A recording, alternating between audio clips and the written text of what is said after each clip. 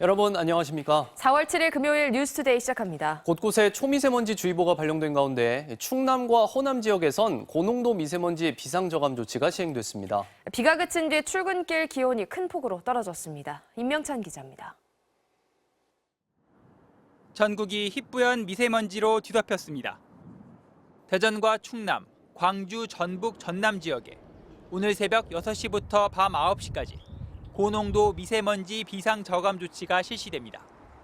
이에 따라 이 지역에 소재한 석탄 화력발전소 31기는 감축 운영을 실시합니다. 또 공공사업장을 중심으로 미세먼지를 많이 배출하는 사업장과 공사장 운영 시간이 줄어듭니다. 배출가스 5등급 차량은 운행할 수 없으며 단속 적발 시 10만 원의 과태료가 부과됩니다. 오늘 미세먼지 농도는 강원 영동과 부산, 울산, 경남을 제외한 전 지역이 나쁨 수준일 것으로 예상됩니다. 중국발 스모그와 황사까지 더해져 미세먼지 농도가 높아진 것으로 보입니다.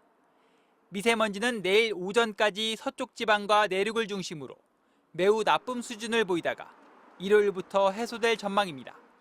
일요일부터 남풍 기류가 유입되고 대기 확산이 원활해지면서 고농도 현상이 점차적으로 해소될 것으로 전망하고 있습니다. 비가 그친 뒤 북서쪽에서 찬 공기가 내려오면서 기온이 큰 폭으로 떨어지겠습니다. 오늘 아침 최저 기온은 서울 6도, 철원 3도 등 전국이 2도에서 10도로 어제보다 춥겠습니다. 기상청은 주말까지 내륙을 중심으로 아침 기온이 영하로 떨어질 것이라며 보온에 각별히 신경 써달라고 당부했습니다. MBC 뉴스 임명찬입니다.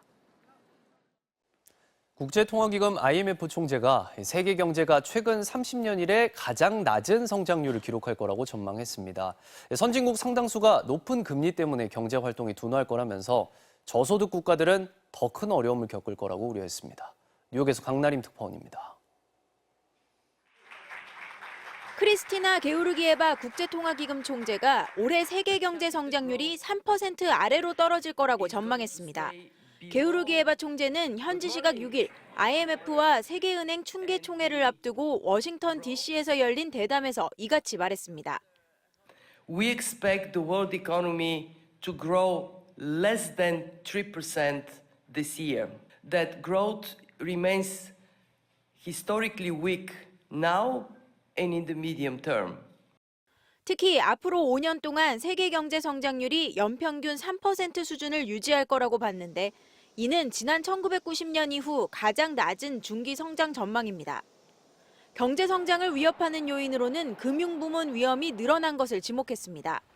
미국 실리콘밸리 은행 파산 사태에 대해 안심할 단계가 아니라며 선진 경제국의 90%가 고금리 때문에 경제 활동이 둔화할 것으로 예상했습니다. Concerns about vulnerabilities that may be hidden, now is not the time to be complacent. 또 우크라이나 전쟁 여파에 장기적으로 세계 총생산의 7%가 감소할 수 있다고 경고했습니다. 다만 아시아 신흥 경제는 성장 동력이 강하다면서 올해 세계 경제 성장의 절반이 인도와 중국에서 올 거라고 전망했습니다. 게오르기에바 총재는 성장률 둔화가 특히 저소득 국가들의 심각한 타격이 될 거라며 전 세계적으로 기아와 빈곤이 늘어날 거라고 우려했습니다. IMF는 오는 11일 성장률 전망이 담긴 세계 경제 전망 보고서를 발표합니다. 뉴욕에서 MBC 뉴스 강나림입니다. 강남 학원과 마약 음료 사건의 일당 중 한 명이 추가로 자수했습니다. 배후는 여전히 오리무중인 상태인데요. 윤석열 대통령은 엄중 대응을 지시했습니다. 백승호 기자입니다. 양손에 설문지와 음료병을 든 두 남녀. 최근 서울 강남 학원가에서 고교생들에게 집중력 강화에 좋다며 필로폰 성분이 든 음료수를 나눠준 일당입니다. 오른편에 있던 20대 남성이 경찰에 자수한 데 이어 옆에 있던 20대 여성도 추가로 자수했습니다. 이로써 마약 음료 일당 4명 중 3명이 검거됐거나 자수했습니다. 이들은 경찰 조사에서 음료를 나눠주는 고액 아르바이트인 줄 알았을 뿐 마약이 든 줄은 몰랐다고 진술했습니다.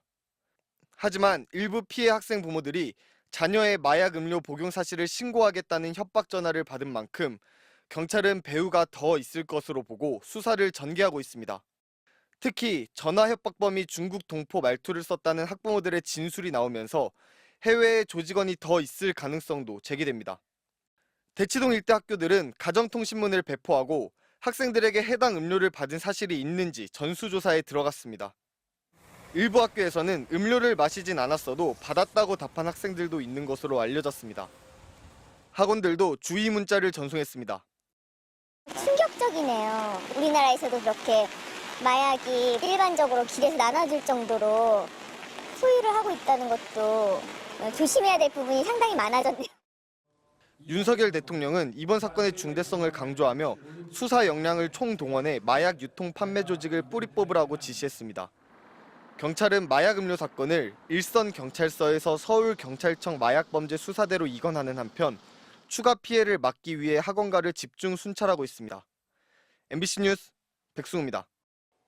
중대재해처벌법 도입 이후 첫 판결이 나왔습니다. 하청 노동자가 추락해 사망한 사건에서 원청 대표가 집행유예로 풀려나면서 솜방망이 처벌이라는 비판이 나옵니다. 김세영 기자입니다. 경기도 고양의 한 요양병원. 지난해 5월 이 건물 증축 공사 현장에서 한 40대 하청 노동자가 추락해 숨졌습니다. 94kg의 철근을 옮기다 16m 아래로 떨어진 겁니다. 검찰은 중대재해처벌법 위반 혐의로 원청 대표와 법인을 재판에 넘겼습니다. 법 시행 1년 3개월 만에 내려진 1심 판결. 법원은 원청 대표에게 징역 1년 6개월에 집행유예 3년을, 법인에는 벌금 3천만 원을 선고했습니다. 따로 하실 말씀 없으세요? 한 말씀만 부탁드리겠습니다. 현행 산업안전보건법은 사고 방지를 위한 작업 계획서 작성과 추락 위험 구역의 안전난간 설치 등을 규정하고 있습니다. 이런 조항이 지켜지도록 원청 사업주가 예산을 편성하고 감독 관리를 하라는 게 중대재해법의 핵심 취지입니다. 재판부는 원청 대표 등이 이런 업무상 의무 중 일부만 이행했더라면 사고는 발생하지 않았을 것이라고 지적했습니다. 다만 원청이 유족에게 위로금을 지불하고 유족이 처벌을 원치 않았다는 점을 고려해 양형을 결정했다고 밝혔습니다.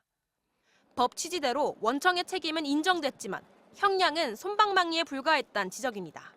중대재해처벌법이 만들어진 것은 원청 대표 이사에 대한 엄중한 책임을 묻기 위한 것이었습니다. 산안법에 따라서 선고할 때의 형량에서 크게 벗어나지 못하고 있는 숨진 노동자가 소속됐던 하청 법인과 관계자들 역시 집행유예와 벌금형에 그쳤습니다.